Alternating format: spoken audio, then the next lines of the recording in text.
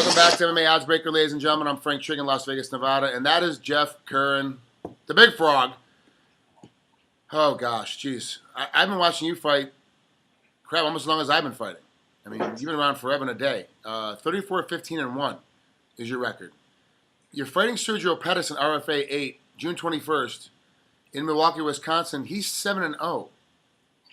Little disparity in the records. I mean, isn't that a little 34-15, fighting 7-0?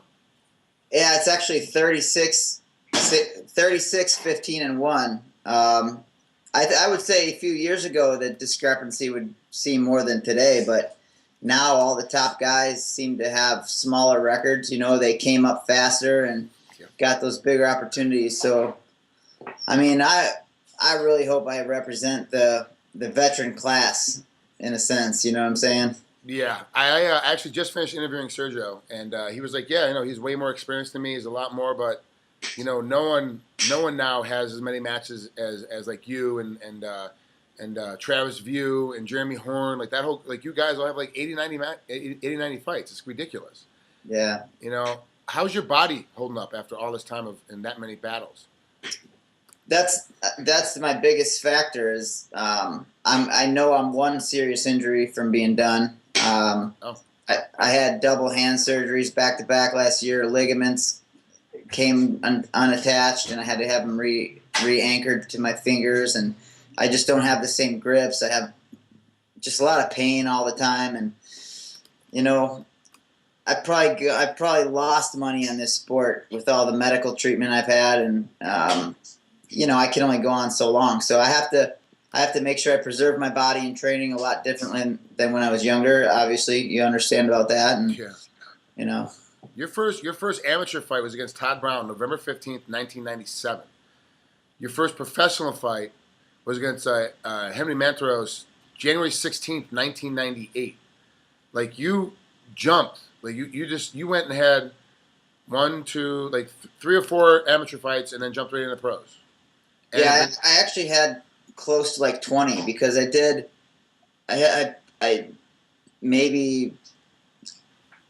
6 fights in one day in like a pancreation fight in a pancreation tournament. I did an 8-man tournament. I had all this amateur stuff, and then Monty Cox, I did his trials, which was the first time I ever fought, which was that Todd Brown fight, and that was 3 fights in one day.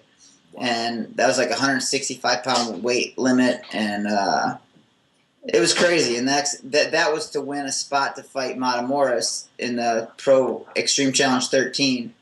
And now I just fought Extreme Challenge 227. How does he do it? I mean, Monty just somehow finds a way to keep these things going on, you know, ups and downs, and finds a way to keep them going. I can't believe it's at 227. That's ridiculous. He just keeps them going. I mean, it's more to... He's like, you know, to give you an idea, a few years ago, Extreme Challenge would make about $300,000 a year. Not to get into his personal business, like profit, and they have 3 partners. He's like, I'm lucky if we make 15 grand. But I think that the best thing for him to do with, I mean, these are just throwing out numbers, guessing numbers that he told me in quick conversation. But I think that being a manager, he has to have a place to see his future stable of fighters he's going to manage, and kind of recruitment type deal. That makes sense. Yeah, that actually makes sense. You put it that way. It's an easy recruiting place for him. And for a long time, Monty had everybody. He had like 75 guys on his roster, and anytime any organization anywhere in the world needed a fighter, they had to call Monty. It's just kind of how it worked out. And you're still with Monty? Yep. You've been with him since '98. Since that first time, yeah. I think that he always helped me book all my early fights since the very first tournament. But there was a time where like I kind of called around and got my own stuff, and then I've probably been with him solid as a manager about 14 and a half years. Wow, that's crazy. That's a lot of work, and that's for one guy to put your trust in one guy for all that time. It's tough, especially in this sport. Yeah. Well, let's break down Sergio Pettis. What do you see from him, the 7-0 young one? Well, he's got, I mean, by the facts, you have to look at it that he's got, you know, a solid stand-up game. You know, he's going to have some flashy tricks that are effective, like his brother. It doesn't matter how good he is on the ground or how good he is at wrestling, because I just know he hasn't put in the time there like I have. And I'm not going to be surprised by anything, but at the same time, I don't put anything past anybody. I've been submitted one time in my entire career of MMA, and that was by Uriah Faber. And I'll never make that mistake of underestimating somebody's ability to submit me again. So I try to look at the fight more like, what am I going to do to him to bring him into deep water and to be putting him in a situation where he's going, man, you know what, my game plan's not working. I got to change things up. So I think I have the tools to do that.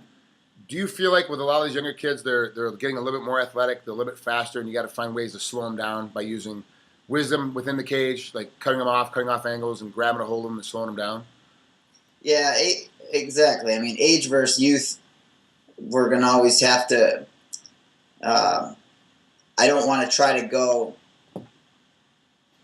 be as fast as him and as strong as him, but I definitely know that the kids in my gym that are 19, 20, 21 years old that are up and comers and solid guys at this weight class, I'd put any one of them against Pettis for a big step up and for a big chance.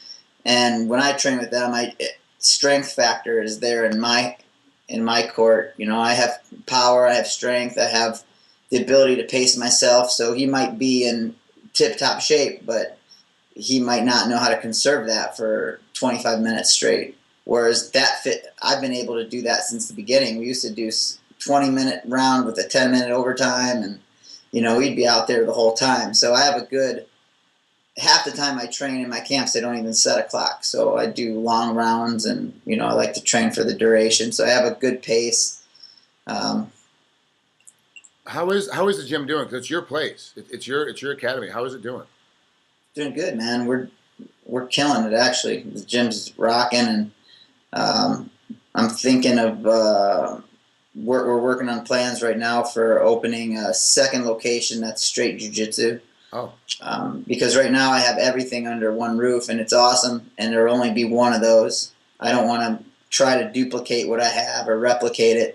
Yeah. The staff is all under one roof. We're all being effective. We've got a good group of fighters, and we're quality over quantity. I'm not this factory of 100 people on my fight team, but it's going solid. And to have a jiu-jitsu school to breed kind of that type of a team would be my next goal. And how far away is that goal? Oh, man. I like to think that it's coming this year that I'm going to start looking. I just promoted a bunch of guys, and I have some guys that really want opportunities to teach. And, I can, as long as I'm living in the middle of the two academies, I could split my time and work with fighters during the day and that kind of thing. So I'm not sure where that's headed, but definitely that's my next big move, would be to open a jiu-jitsu-based academy. I think that's actually a really good idea. That's a really good idea. And especially if you can make it work with your busy schedule and try and keep everybody together. I think that actually is a solid idea and a great retirement plan, a great next step. Because most fighters, let's be honest, we're a bunch of idiots. We've got nothing when we get out of fighting. We've got nothing to go off of. We've got no gyms. We have no retirement saved. We've got nothing. You got it, but most guys barely even have houses bought. Most of them are still living in apartments. Any dime I made on fighting has gone right back into my gym or medical bills. And, for years, my gym was not even above water. So I would fight every single cent that I made fighting the WC, from fight purse to sponsorship, basically just flew into my gym and out the door for past due rent and bills and you name it. And it's just like I have nothing to show for fighting either, other than my record and my experience and I guess the pride that I have. But, I think I have, at the 125-pound weight class, even though I'm pushing 26 this year, I think if I can put away somebody like Pettis, and coming off of my last win when I debuted at 125 pounds, I feel better than ever, injuries aside, that another shot in the UFC would probably be in my near future, in which other business endeavors would go on hold. Well, yeah, but also too, if you're over in the big show, if you're over at the UFC, whether it's Bellator or UFC, if you're back over there getting that kind of television time, you can put your other stuff on hold because you're gonna get other stuff that's gonna come to your table because you're there. So it's kind of a give and take, and you'll find some other stuff you'll be able to save and put some money away for your jiu-jitsu school for later. So it's not too bad. Right, and then my when I fought Matt Serra in UFC 46, and then when I fought Uriah Faber, those two fights were like the biggest rushes of students ever. Like when I fought Uriah and lost, like that month after I fought Uriah on Versus, I got like 50 some new members that month. Wow. Most of them are still with me today. It's like I have these big, when I'm on TV, it's like a lot bigger impact on my school than like one of my fighters are on TV.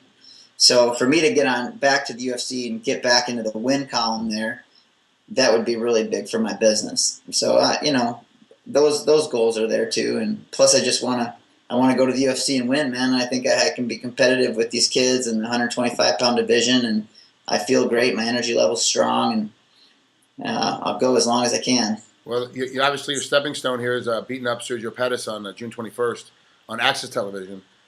You finish him, pretty significantly. It won't be too long before the other guys are calling you. They're definitely going to start giving you a look and starting to call because they need bodies. Especially the 125-pound division. There's not that many guys in there that they don't have a deep enough roster to let guys keep slipping around. You'll be getting called back here pretty quick.